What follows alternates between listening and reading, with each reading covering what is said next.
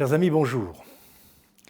Aujourd'hui est un jour exceptionnel puisque nous n'avons plus de ministre de l'Éducation nationale. Gabriel Attal est désormais Premier ministre du gouvernement de la République française. Il faut l'en féliciter, évidemment, mais on peut tout de même regretter la brièveté de son séjour parmi nous à l'Éducation nationale, puisqu'il aura passé en fait 5 mois et 20 jours à la tête de ce ministère. Et il se sera gagné un petit surnom, si vous permettez, Gabriel le Bref. C'est un petit peu dommage quand même pour le système éducatif qu'un ministre qui semblait vouloir prendre à bras-le-corps les problèmes de l'école disparaisse si rapidement. Bien sûr, le Premier ministre, dans sa déclaration initiale au moment de la passation de pouvoir, a indiqué que l'école resterait au centre de ses préoccupations, mais ça, ce sont des mots convenus, bien sûr, et nous savons que le Premier ministre devra s'occuper de 1000 autres dossiers et qu'il ne pourra pas se consacrer à l'école complètement, pour la bonne raison qu'il y aura un ministre, on ne sait pas encore lequel, pour ce faire. Quel est le bilan de Gabriel Attal à la tête du ministère de l'Éducation nationale? On pourrait dire que c'est un bon bilan. Facialement, ça l'est.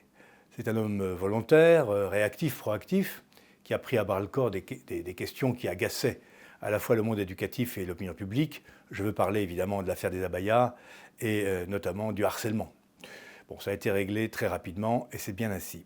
Simplement, la méthode Attal, c'est une méthode de communicant. C'est une méthode qui consiste à décrire un problème et à apporter des solutions immédiates, mais qui restent à la surface des choses. Je m'explique. Sur l'abaya, la question de fond, ce n'est pas l'abaya, ce sont évidemment les atteintes permanentes de l'islamisme radical à l'autorité des enseignements et au programme d'enseignement.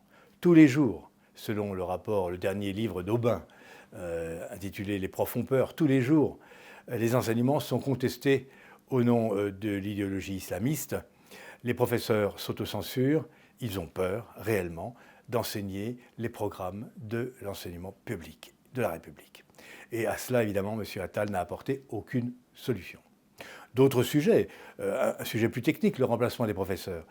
Le président de la République avait dit qu'il exigeait que les professeurs fussent remplacés immédiatement.